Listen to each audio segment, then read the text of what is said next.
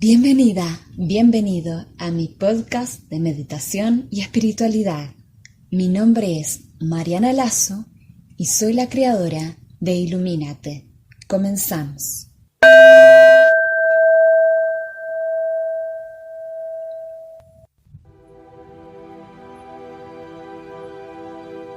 Aloha bonita, ¿cómo estás?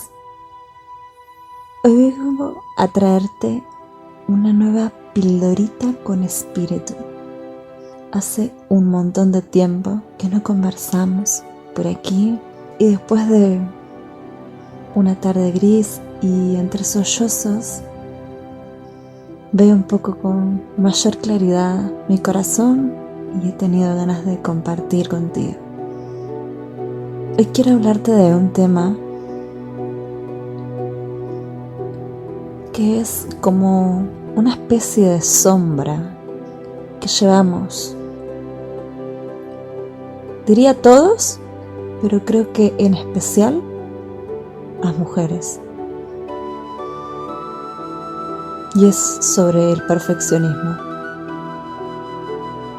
Es como un monstruo que intenta devorarnos de adentro hacia afuera. Un monstruo que intenta que seamos complacientes, que cumplamos siempre con todas las expectativas, nuestras y ajenas. Nos pide llegar a cumbres que son demasiado altas, a veces inviables, pero lo peor es que a veces, o la mayoría de las veces diría yo, esas cumbres no son las que nuestra alma anhela, no son las que en el fondo de nosotros realmente queremos.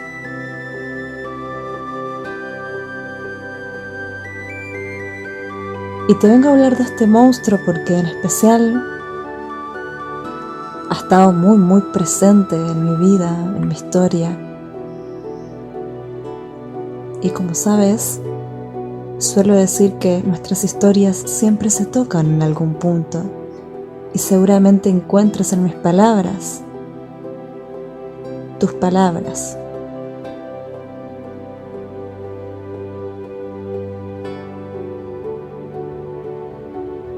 Durante cierto tiempo el perfeccionismo fue terrible. Terrible porque se manifestó en tantas formas en mi vida que llegué a un punto en el que literalmente me sentía con una soga al cuello. ¿Y en qué sentidos me refiero? Sabemos que somos perfeccionistas en algunos ámbitos de nuestra vida, pero a veces no dimensionamos en todos los aspectos de nuestra vida en los que está presente. Recuerdo que el perfeccionismo era el que hacía que mi ropa fuera ceñida, apretada, para hacer que mi cuerpo se viera mejor. Porque las niñas delgadas no podemos llevar ropa holgada, decía el estatus, decía la norma que reinaba entre mis creencias, en mi casa interna.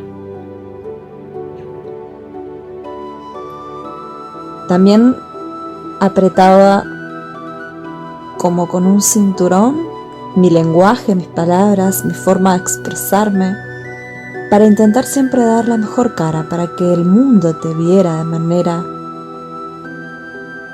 idónea, perfecta, inigualable, intachable, como muy ligada también a un tema moral, ¿no? Creo que muchas veces el perfeccionismo, al menos en mi vida, se manifestó mucho desde el moral, ¿no? Ser perfecta era para mí ser una niña buena,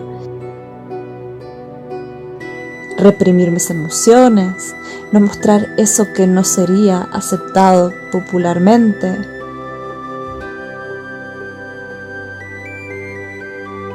Y entonces ser real se limitaba a las paredes de mi cuarto, a mis rincones de soledad, silencio, llanto, reflexión, esos lugares súper introspectivos. Y de la puerta para afuera debía ser cortada con cierta tijera, ¿no? Cumpliendo un estándar. Y bueno, y ese perfeccionismo después se fue extendiendo a todas las áreas de mi vida. Inclusive quería corregir a todo el mundo a mi alrededor si hacía las cosas mal. Una idea bastante curiosa en el que lo que hace todo el mundo resulta imperfecto. Y yo debía estar ahí corrigiendo y reformando eso que hacía. Muy eneatipo 1 además. Pero fuera de eso, siempre encontraba una falla y un objeto de queja o de crítica. Entonces, ¿qué pasaba? Prefería hacerlo por mí misma antes de delegar en los demás. Y así me comía las responsabilidades del mundo, hasta empacharme claramente, ¿no? Porque siempre habían empachos. y esos empachos obviamente que son enfermedades. Pero lo curioso también es que el perfeccionismo de pronto se volvió no solo una serie de etiquetas o de estándares o de maneras de comportarme y de mostrarme al mundo, sino que también se volvió como una gran máscara. Y entonces esa gran máscara generaba un rechazo social, una no aceptación de mí, que muchas veces era incomprendida porque ese bullying a veces venía de fuentes que por ahí no eran cercanas y que yo no lograba explicar del todo. Pero era rechazada por inclusive mi manera de caminar, por querer llegar siempre a los estándares de excelencia académica o por, bueno, todas esas, o tener galardones, premios y demás. Y muchas veces lo que sucedía es que ese perfeccionismo formaba esa máscara y esa máscara se volvía como hidrófuga, ¿no? Resistente al agua. No permitía entrar a nadie un poquito más profundo para conocerme de manera más profunda. Porque se quedaban con esa idea externa de lo que yo demostraba y no con el ser interno y sensible, realmente muy sensible y vulnerable que había dentro de mí. Y bueno, de pronto esa perfección se volvió también un límite, pero también se volvió una zona cómoda. Mientras yo lograra alcanzar esa perfección, me sentía segura. Esa perfección que imaginaba que era posible alcanzar, ¿cierto? Porque estamos entendiendo, sabemos que en el fondo nadie es perfecto y la perfección, al menos la perfección aspirada desde la mente humana, no es real. Sí creo que es real la perfección en un plano del alma, en un plano mucho más profundo. Nuestra esencia es perfecta. Pero esa perfección tiene más que ver con el ser que con la forma externa que adquiere, que con la forma física, la etiqueta, el cargo, el trabajo, o la identidad, la raza, el género, etcétera, etcétera, etcétera. Todas esas etiquetas que asumimos como seres humanos, que son los que nos distancian y que nos construyen desde un ego, ¿no? Porque el ego se construye así, como una personalidad única, separada del resto, y nos distancia. ¿Cómo? ¿Por qué? Porque nos mantiene competitivos, ¿no? Si queremos ser perfectos, en nuestro mundo no hay cabida para que hayan otras personas perfectas. Aunque se dé esa paradoja de que querramos hacer que todos sean perfectos y hagan las cosas de manera perfecta, en el fondo, cuando hay personas perfectas a nuestro alrededor, lo que sucede es que también se vuelven una amenaza para nuestra perfección. Porque nuestro ego interpreta que hay alguien que es superior a nosotros, ¿no? Quizás esto sea un punto de vista muy mío, pero quiero aquí dejarlo en esta conversación porque muchas veces me sucedió de que mi perfección se volvió una especie de regla, de estándar, donde colocaba personas por encima y por debajo de esa regla. Y las personas que estaban por encima de esa regla eran personas como inalcanzables para mí, con las que yo me sentía incómoda de estar. Y las personas que estaban por debajo de esa regla eran personas con las que yo me sentía cómoda porque intelectual, social, cultural o alguna otra característica, según mi entender, me distinguía, ¿no? Entonces establecía como esa escala de superioridad, ¿no? Donde yo soy superior a X por tener X. Suena súper presumido, suena horrible en verdad, pero de todas maneras quiero conversarlo, porque sí que me sucedía internamente. No era como una actitud de que iba midiendo a todo el mundo, pero sí que iba con ciertos estándares y que de cierta manera sí iba como categorizando a las personas. Y entonces las personas con las que estaban por encima de ese listón en el que yo me había colocado, se volvían personas a las que a mí me resultaba de cierta manera difícil vincularme con ellas. Porque claro, consideraba que eran superiores a mí en algún aspecto y todos sabemos que cuando ponemos a alguien en un podio o unos centímetros por encima de nosotros, cuando nos comparamos y vemos a otros mejores que nosotros, suele pasar que nuestra autoestima se merma y que nos aminoramos un poquito. Nos volvemos como más pequeñitos y no dejamos salir, expresar a través de nosotros quién realmente somos. Entonces eso también va incidiendo en esa construcción de la máscara del perfeccionismo. Y también nos va imposibilitando nuestra relación con el mundo en muchos aspectos, porque nos va cerrando puertas. Yo ahí no puedo ir porque me voy a sentir incómoda, porque no voy a poder estar a la altura de las circunstancias o de las personas, entonces a ese grupo no quiero pertenecer. Claro que muchas de estas conversaciones se dan de manera subconsciente. Cuando vamos revelándolas, cuando vamos conociéndolas y viéndolas, ya podemos hacer algo al respecto para que esto comience a cambiar. Pero mientras tanto, el perfeccionismo nos va limitando en todas esas áreas de nuestra vida y que si dejamos que sigan apretando esa soga, en un momento vamos a sentir que realmente nos estamos asfixiando. Y otra cosa que mencioné por arriba, pero que me gustaría explicar, comentar, es que también a veces sucede que el perfeccionismo se manifiesta de una manera represiva de libertad, porque nos colocamos ciertos estándares y nos creamos ciertas historias y ciertos discursos del tipo de persona que deberíamos ser y que deberíamos encajar. Y al no entrar dentro de esos estándares, porque es obvio, porque son muchas veces estándares inaccesibles, imposibles, tontos, que no tienen sentido en sí, que no tienen alma, que no tienen razón de ser.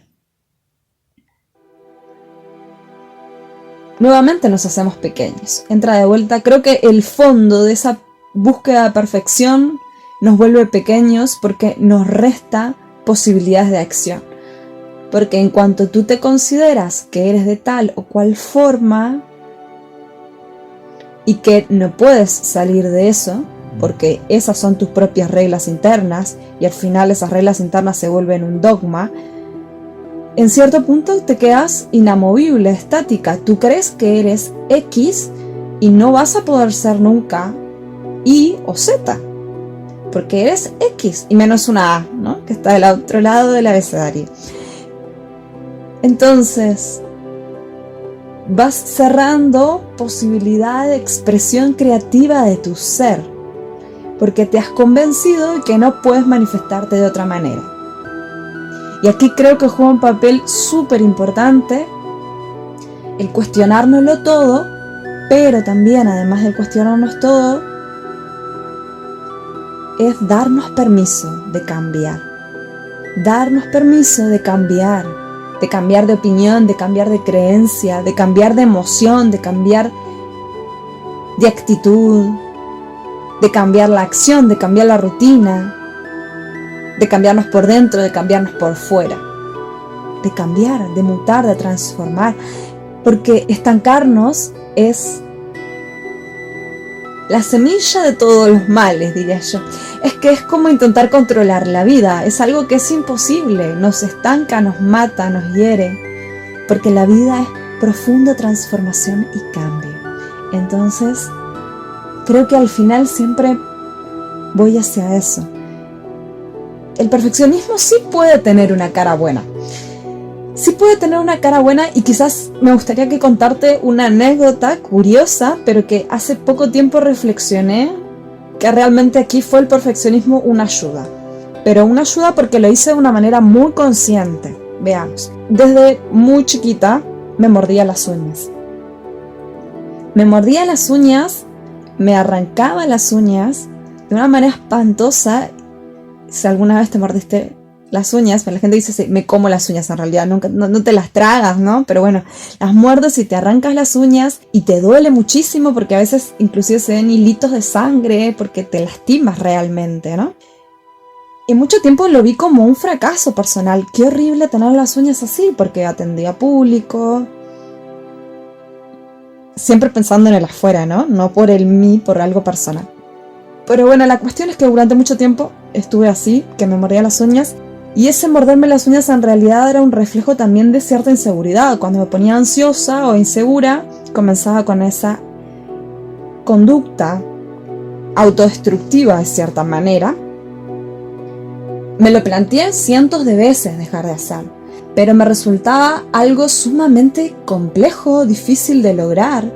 Es como una adicción, como cuando eres adicto, quizás no tanto a sustancias como el cigarrillo y demás, pero sí que es un tipo de adicción. Quizás cuando quieres desintoxicarse unos días de redes sociales, que te cuesta realmente al principio, los primeros días, bueno, sucede lo mismo cuando estás intentando cambiar ese hábito de morderte las uñas. Y habían súper recetas extrañas de cosas re raras que decían las personas que tenías que hacer para no morder las uñas, que implicaban unos sabores un poco asquerosos en la boca, que llamaran tu atención y dispararan eso de decir, no voy a volver a hacerlo, qué asco hacer esto. Pero eran inviables para mí. Entonces, a cierto momento, estaba en un proceso de transformación interior. Me había desconstruido totalmente y consideraba que debía construir una nueva yo.